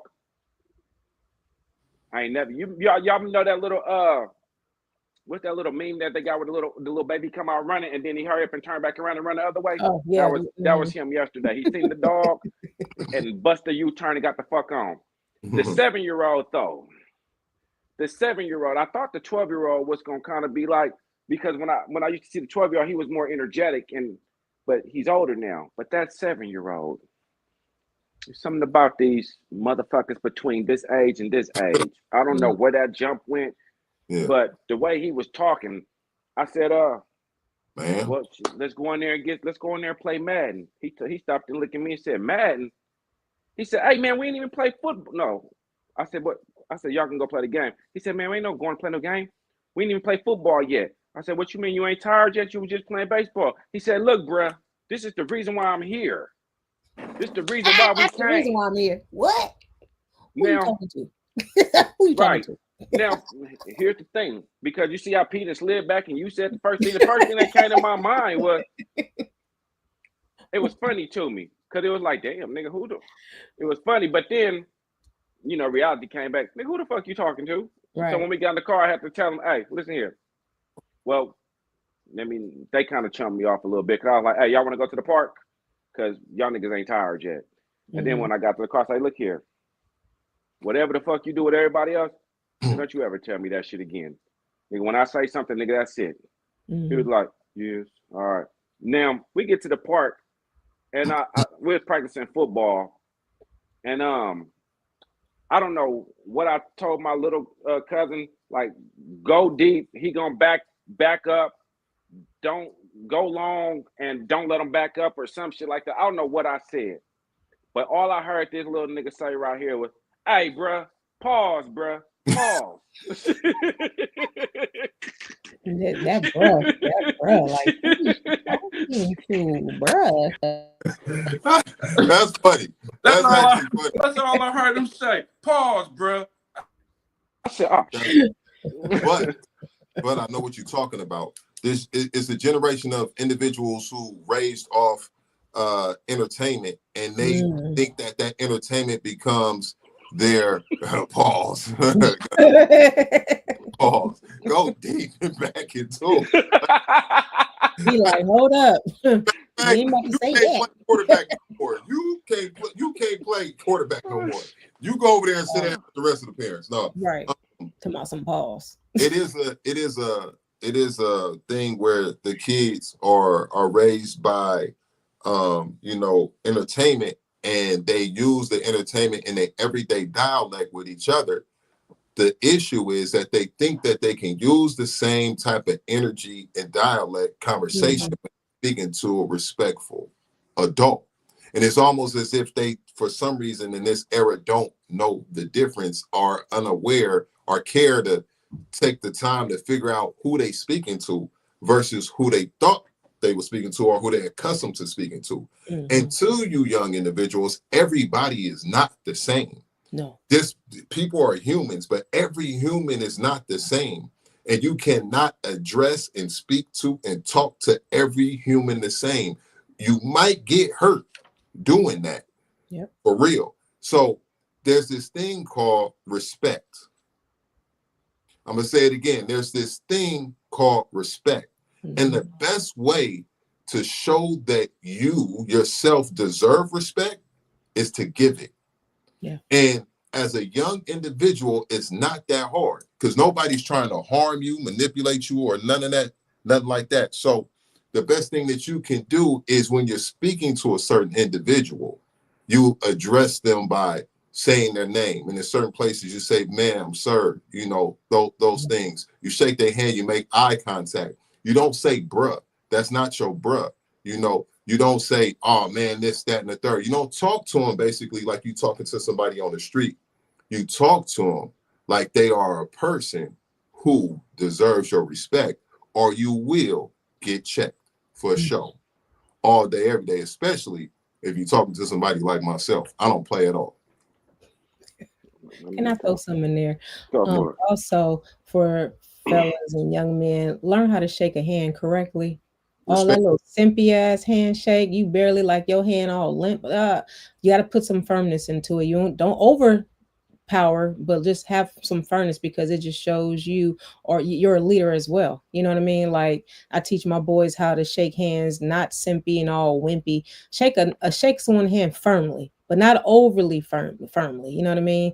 Like I've come across too many men and young boys, and I shake hands, and even some women, it just be so wimpy. Like what is going on? It's a lack of what? A lack of self-esteem or something. It tells a lot about a person. So learn how to shake someone's hand properly and eye contact. Absolutely. So we was talking about the hygiene thing when I was talking about those things being keys. Well, to you young fellas and young ladies, it's definitely keys to how you represent yourself, especially when you're meeting someone new. Never get too comfortable or try to make yourself so comfortable that you're having a conversation that makes you look bad because you're conversating like you know, just around all your peers. It's okay to be yourself, but it's also more than okay to give people respect. You know, a lot of people will say, yes, sir, yes, ma'am, or even like in other countries, it's madam, and, you know, and they make sure that they always, no matter what, show that respect. And so, you know, shaking a hand firmly, looking at a person in their eyes, you know, when you're having a conversation or they're speaking to you, and then your dialogue itself, not addressing a person in a way that you would address just a peer. Those conversations and how you speak to your peers are exactly for that arena when you're speaking to a peer. But when you are speaking to an adult, now there are some adults who will open the door to relate to you a little bit, but there's still a level of respect, right? Don't get the two twisted. Just because you Come might, on with it. just because you think, dude, OG, he a player, you know he a player, he is cool, he welcomes you to be a little bit more yourself. You gotta respect that even more. Don't get it twisted. That person is not saying you can disrespect them. They're saying, hey, I understand who you are. I'm not finna try to, you know, make you feel bad about who you are, but you still got to understand that individual, even though you see him as an older player, as the OG or whatever you call him, you see him as Unc, whatever it is, you got to still give Unc respect. That was the perfect way to put that, Pete. Because before you said, you took the words right out of my goddamn mouth. Because that's what I was gonna say. Because you know, even when I was looking at them, I didn't take nothing they were saying, like, because I'm letting them be them in their environment. You know what I'm saying? And it's like, okay, let me see who y'all are. Because in the way you like to see them, you like to see their personalities. Let me see y'all. You know what I'm saying? So, But again, like you said, hey, regardless, and they wasn't trying to be disrespectful. You know what I'm saying? But just because you know, like, hey, I'm still gonna check you real quick because who the fuck you talking to, right? Like, it's still, you're gonna still put some respect here, but at the same time, you get to kind of sit back, and that's why I said the first time I looked and I laughed, it was like, oh, you know what I'm saying? Because listening to him, like when you look at him at this, and then you look at him like, oh, you got a little personality to you. I like to see that. I like to see how they act because who they are, what they're showing you, this is how they act when they're out there with somebody else, and now you can kind of say, okay, this is what I respect. This is what I need you to do here when you're addressing somebody like me. Still be you, because I see your personality. I'm gonna push that, but hey, temper that and watch how you talk when you talk to older folks. I don't care if it's 5, 10, 15 years old, you know, grandpa, grandma, uncle, cousin. If it's an elder, put some respect on that name. But we all talk about the handshakes. I used to do that sometimes, and you know, because y'all know how we used to shake hands. We weren't really going out there shaking hands. Man, you know, we do shit like, you know, we got our own little things. Yeah. You know what I'm saying? Then you go to shake somebody's hand, and you don't want to. You so used to, you know, how you would shake hands, and then Yeah. you go out there, and the motherfucker with a good handshake, Yeah. they're going to grab your hand, and a lot of times we thinking, let me pull back, and the motherfucker grab your goddamn fingers, and they do this shit right here. And now you like, God damn, you just grab my fingers, you strong hand motherfucker. Just So kind of go go ahead. ahead. No, go ahead. It's just more so about how y'all say, looking in the eyes and make sure them palms is touching and you giving that firm grip. And you ain't got to hold nobody hand for, but some people be trying to just do too much with them handshakes too. Be trying to break your damn fingers off and your whole damn hand. Strong But hand. you got to also know different environments, though. This is what Right. young fellas, especially, you got to know the environment that you in, and this and how to be in that environment and give the level of respect that's due in that environment. You can't just come in with your pants sagging just because you might sag your pants when you with your partners. Like, you got to know coming in here, like, we ain't tripping, it's cool, be you, but you can't be over here where we got our women in here, you know what I mean, and our daughters in, and you got your pants all the way to your where your shorts is showing. And it's not young dudes that do that. I'm not just talking to young dudes. It's dudes to me that do that. You know what I mean? But you got to know, you know what I mean? In certain environments, it don't matter what you do when you're on a block. It don't matter what you do when you with your partners. It don't matter what you do when you with your inner circle. You got to have enough sense to know the difference where you are and where you, the arena that you in, to be able to adapt and show that respect in that environment when you're there. And there's nothing wrong with that. You got to know who you speaking to and how to speak to them. You got to know who house you in and how a guest in their house. You got to know who place of business you in. Conduct yourself.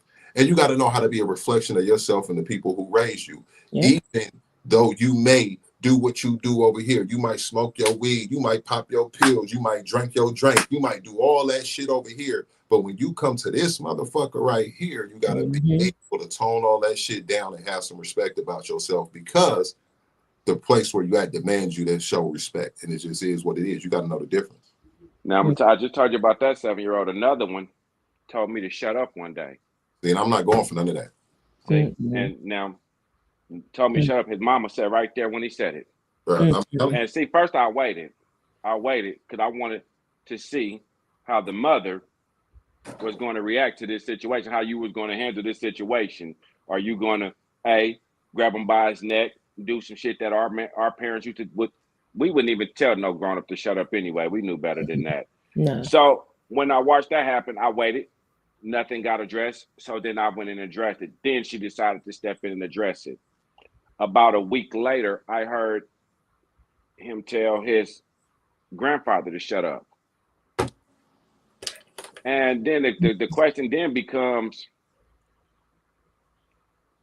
what makes him think it's okay to talk like this?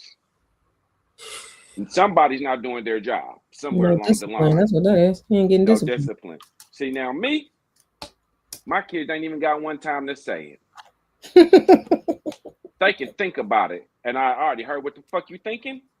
You know what I'm saying? But it's different levels. It's hard. Well, that was just you need to goddamn get on your kid's ass. The other part of it is, you know what I'm saying? You can watch a kid be in their element and watch them and then correct some things. You know what I'm saying? This is, all right, I'm watching you be you. It's still going to be respect thing here. This is going to be that corrective action real quick. To another part where it's a outright disrespectful manner and it's been repeated. You know what I'm saying? Now it's like, all right, it ain't just on this child at this point. For sure. It's on the parent. The parent is, so the parent, because the child heard it somewhere. He heard it somewhere. Yeah. So either you're allowing him to say this, and then the question becomes, is he saying it to you? Probably is. Because if he said it to you and he ain't afraid to say it in front of you, I'll leave that alone. Well, I tell you what, I don't care who doing what parent ain't doing what. I'm not finna club. I'm not finna participate in that bullshit. So my godson, right? I remember he was younger, and it's not even my side of the family. This is my lady's side of the family. We was with all her family. I was there with them. And his grandmother and his mother was telling him something to do something. And he and he was like talking back and all that, but I'm across the room. I can see and hear what's going on, but this they child and they family. This ain't my family. This they family is my family. But it's you know what I'm saying. Yep. It's I'm a guest in this extended Right. family. No blood in here. You know what I mean. And so I'm like, woo. But I'm just standing there, and he went to like little dude. He was like probably like 6 or something, and he went to raise his hand to his mom. Like, yeah, man, came across. I came no way. the room. This they whole family. I came across the room, swooped him off his feet, and like his feet just came off the ground, took him outside. And once I don't need nobody permission. Fuck all that. Yeah. I grabbed him off the floor. Whoop, come outside. Boy, if you ever in your life. And his feet came off the ground so quick, he's like, man, what the hell is going on? You know? And I walked him outside and I talked to him. See, real close. And I know you did. No yelling going on. I'm gonna talk to you real close and clear. I'm gonna hold you nice and tight and close and clear and talk to you. You can hear every word that's coming out of my mouth. And after I talked to him, long story short, I brought him back in, and nobody said. I know they was like, man, what the? Everybody, I can see everybody. Man, I didn't give a fuck though, because, and this is my point. I'm not gonna participate in the disrespect. Right. Come on with it. I'm not gonna. Everybody else in the room might try to act like they don't know how to, you know, handle the situation or whatever it may be. But I'm not going to participate in the disrespect, especially not when it comes to a young man. Now, I don't really know how to raise no young woman. I'm going to keep it real. I'm just going to keep it real because I didn't have to do that. Right. I don't have a daughter, so I don't really know how that goes. But when it comes to these young men, I don't care if they in elementary school or college.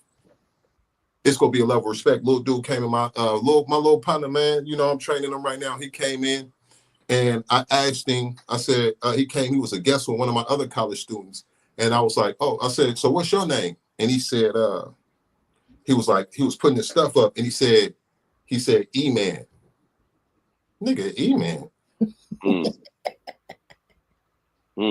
Oh, you don't know me. How the fuck you gonna introduce yourself to me as E-Man? Like I'm just supposed to call you your nickname, nigga.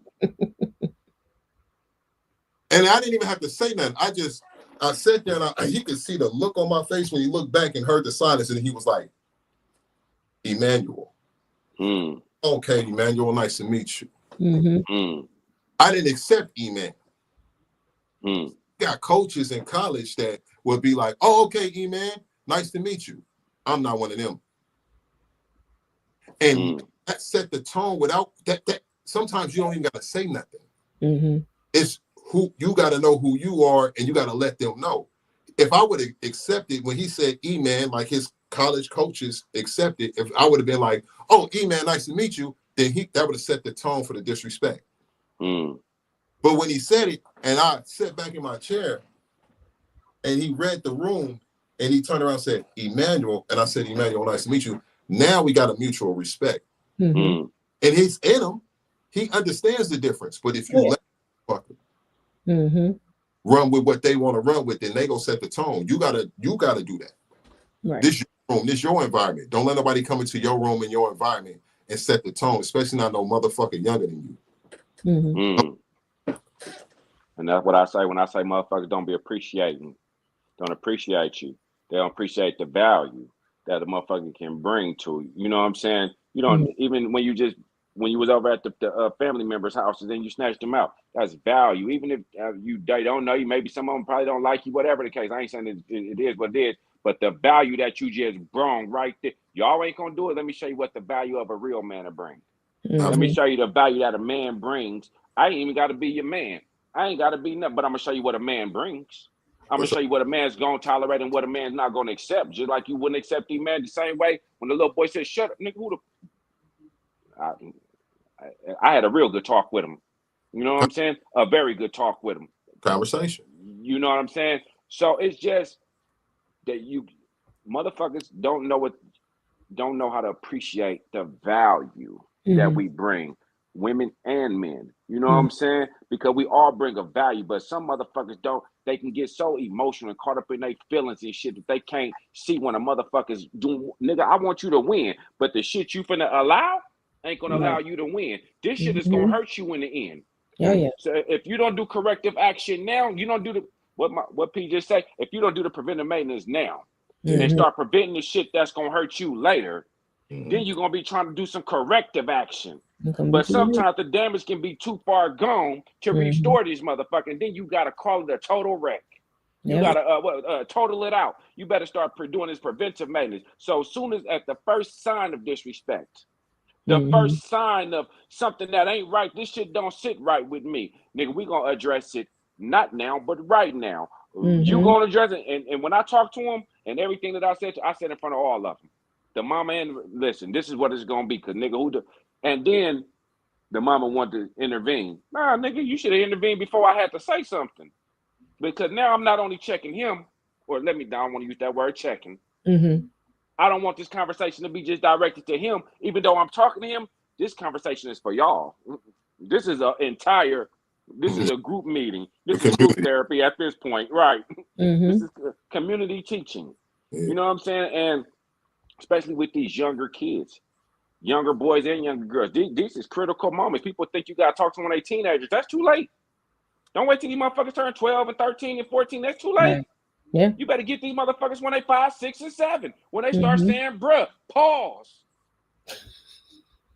Right. You better get their ass now.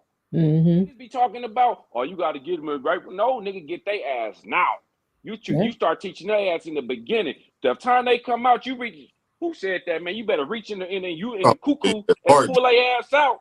Yeah, Martin. You better not come out here with this bullshit. You better get on their ass now, because you wait till they get to this certain stage and start talking to them about birds and the bees and shit. These kids is far more advanced than we were. And these motherfuckers is way growner than these motherfuckers is riding around with switches. And you seen the 14-year-old boy got shot in the chest and his 11-year-old brother got arrested. What? That was in Ohio. Oh, wow. This was just 3 days ago. Oh, no, well, it was in October, but they just showed it 3 days ago. Okay. But same difference. These kids at 11, motherfuckers is out here hustling and doing all kind of shit. 11, these motherfuckers damn near grown. Think about what we was at 11. You damn near watching your brothers and cousins and everybody else. These motherfuckers, man, listen, man. So, yeah, we gotta, it's important to show what a real man is. It's important to show what a real woman is. It's important to show what a mature, a grown, it's important to show what an adult is. And how to respect an adult and how to respect your elders. It's important to do that and make sure that we implementing that and make sure that you deal with somebody who's on the fucking same level that's willing to goddamn implement it and help you implement it, because guess what? I can't do it by myself. I can, but I don't want to. Be much easier with somebody. Yeah. Before we get out of here, like you just said, with doing it early, and often, that's also even not just when raising like children. That's if you have a business too. It comes into the first time they come into your business, setting the tone, or a new relationship. The first time somebody comes into your life, setting the tone out the gate, not waiting for this person to get into their teenage years of being in your business or their teenage years of being in your life.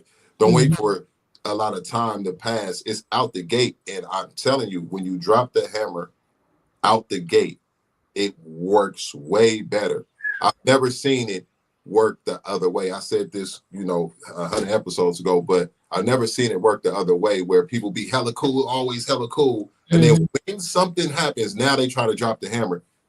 I've never seen it work. But when you put the hammer out the gate and set the expectations of what is and what will be out the gate, it actually makes everything easier down the road. I got a question for you, Pete. How you drop the hammer? Let's say I was dealing with, I ain't gonna name her name, or no names. I ain't gonna say no names. I'm just saying. I ain't. Let's just say I'm just using an example. Let's just say I was dealing with somebody for longer than I needed to deal with them. You know what I'm saying? And now I want to drop the hammer, and I want to make sure that when I drop the hammer, that I nail this motherfucker shut. But I didn't waited too long to drop the hammer. How do I, what would be your, because I know that's your thing right there. You always say, nigga, drop that hammer. And I know you also said that it's kind of hard to go back and drop the hammer after you already let a motherfucker disrespect you or do whatever they're going to do. So how do you drop the hammer after a prolonged time? I've never seen it work that way. I've never seen it be productive in the outcome that a person wants to have. I've never seen a productive outcome come after the fact. It's certain things that it's just better, like time is of the essence.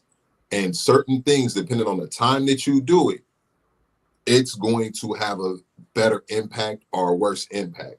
And I've never seen it. From my experience, I've never seen it work in no arena when a person tries to drop the hammer after the fact. So the only way that I know that it works is by not being afraid, by being confident in yourself, and by being in the best practice of making it a habit to no matter what or who it is, always drop the hammer out the gate.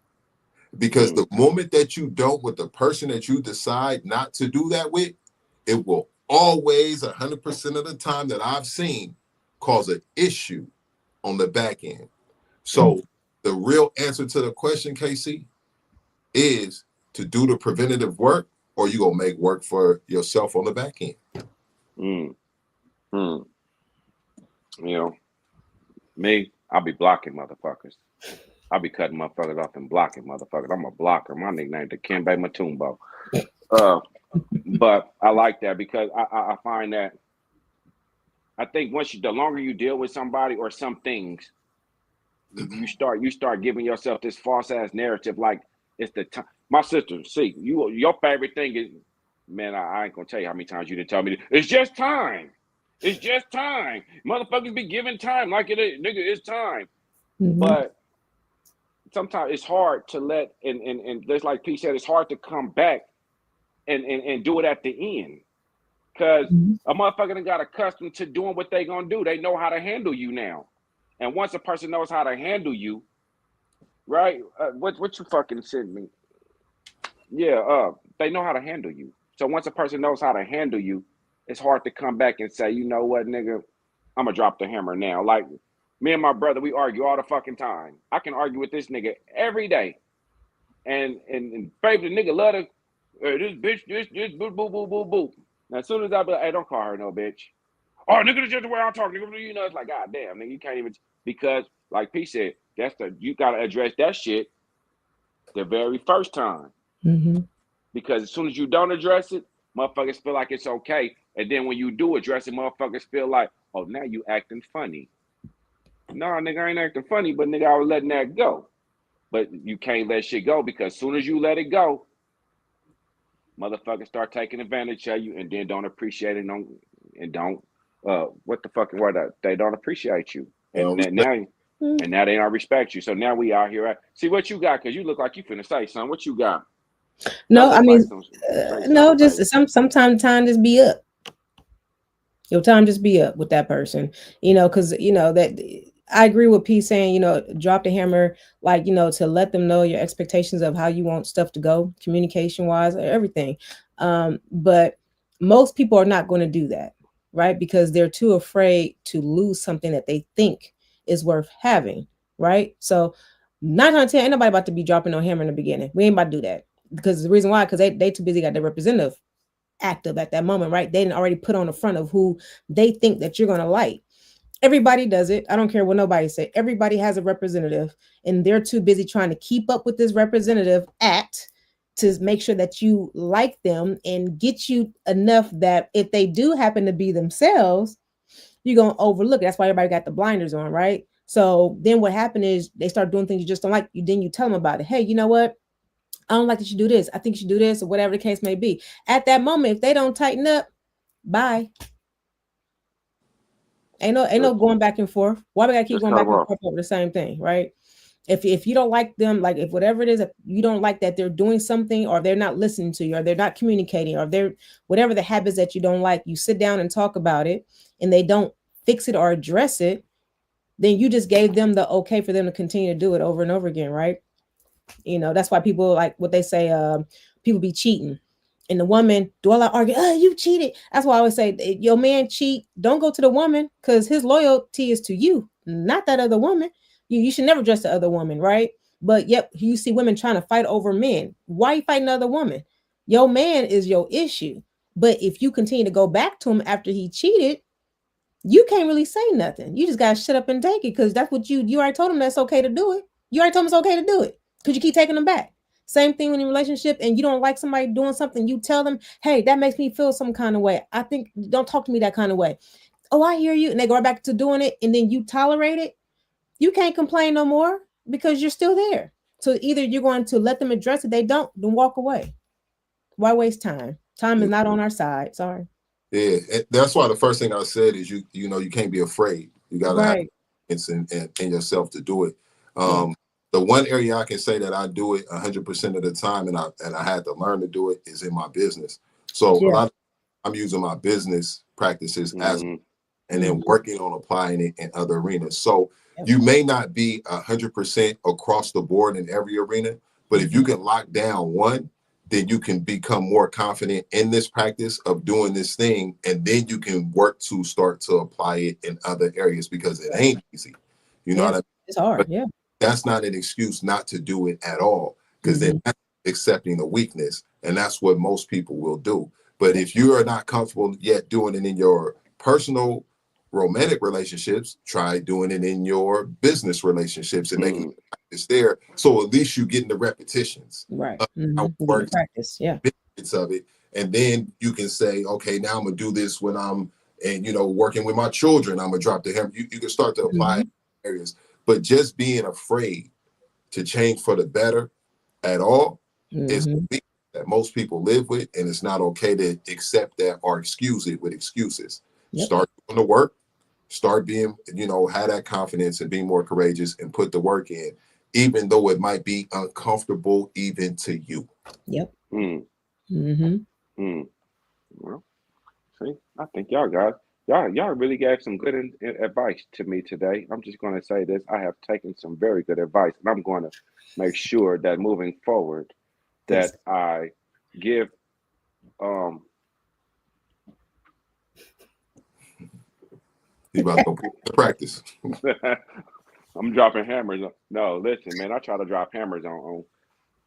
I see. C did this for me, P. I ain't gonna lie. C did this for me. Didn't. She gave me like a every time I talk to her, she's like her motivation is like a different kind of motivation. She's like mean, right? She's like an old mean. You know what I'm saying? Like, yeah, I said it. Um, so what she always tell me is, no, when we talk, she always just say, be honest. You know what I'm saying? Be open, be honest, be straightforward, give a motherfucker the choice. Mm. And but why she says that, she always like reinforces it with like some encouragement, because you already did this and you already that and you already this. So at the same time, she's saying, saying, don't be afraid, right? Even though I ain't gonna be afraid, but it's be open, be open, and it kind of gives you that drop. She pretty much saying what you saying Yeah. in a different way. You know what I'm saying? Be honest, drop the hammer right off the rip, because everybody ain't gonna be for you. Everybody ain't for you. So drop that hammer right there. You ain't gotta. Now dropping the hammer, it sounds so vicious and vile when you said drop the hammer, come in aggressive, but it don't got to be that. I'm gonna set my rules to you in this way. Hey, I don't really do this. I don't tolerate that. And the more you start getting comfortable telling the motherfucker like, yeah, I'm not gonna accept this. I'm sorry, this ain't gonna work for me. I'm cool on that. Hey, you know what? I done had enough of that. I can't really. I'm full of that already. I can't eat that no more. There's no way I'm gonna be able to stomach that. And you start setting that tone, and that see, you so good at giving me that, like.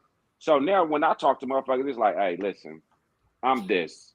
I'm gonna work like this, and if it ain't for you, I'm okay with that. I'd rather you leave me now. Don't talk Mhm. to me. There's business or whatever relationship. You know what I'm saying? Hey, if it ain't cool, it ain't cool. I ain't gonna sweat it, because guess what? I'm 43. I'll be 44 and shit, never. Uh um, but I done lived enough life that you wasn't always in my life. And Mhm. I made it this far without you. I'm pretty sure I'm gonna go further without you. You know what I'm saying? So you ain't gotta be here and I ain't gotta be there. So that's one thing that I can say. Y'all both really just said the same thing. You know what I'm saying? And it's a good thing, because that's really it. Drop the hammer and know what you're willing to allow into your space Mhm. in all phases, whether it's business, personal, friendships, whatever. nigga, drop that hammer off the rip. And even if you can't drop it off the rip, and that's why I was asking people, how you not when you can't drop it off the rip? Even if you can't, still drop that motherfucker. Still drop it. Or at least if you can't, and I was just thinking about that as you were speaking, here's the answer to that, though. Here's the best answer for real, in my opinion. Now that you asked that question and you brought, I had thought about it when you were just talking, at least learn from it. Mm-hmm. At least take it as an experience, learned, and learn from it. So the next time around, you are more equipped to so-called drop the hammer. You are more equipped to not repeat the same mistake. Yep. So the best thing you can do in that scenario, Kacey, in my opinion, is to learn from that experience. Be real with yourself about what you felt, what you learned, what you didn't like, and now don't let yourself repeat it again. The best thing you could do is say, you know what? This is what happened. This is why it happened. And this is what I'm going to do moving forward so it don't happen again. I see what it was. I see where I allowed this to happen. I see what I could have did to remove myself or not let it happen in the first place. So now my dropping the hammer is recognizing all that. And when it comes around the next time, right out the gate, I'm going to avoid the long haul of the BS because I learned. And I'm going to put into practice what I learned. You drop the hammer on the back end, learning and using learn going forward. That part. I'm dropping hammers all fucking day. I don't be giving. Boom, boom, boom. I knew you 7 months. Boom. I knew you 10 months. Boom. I knew you 1 day. Boom. Fuck it, cause it makes sense. Dropping a hammer gives you peace. You drop the hammer and you create your peace. You got to teach a motherfucker how to treat you. You got to teach a motherfucker how to respect you. And you got to teach a motherfucker how you want to treat you, how you want to be treated. And fuck that, man. We be allowed for too long. We allow people to play in our faces and play with us. We ain't doing that shit no more. So just like P said, when you come out that motherfucker and you drop the hammer, and we know we didn't let motherfuckers play with us before, I take that. You goddamn right. Hey, but guess what? Fool me once, shame on you. Nigga, you ain't getting me again.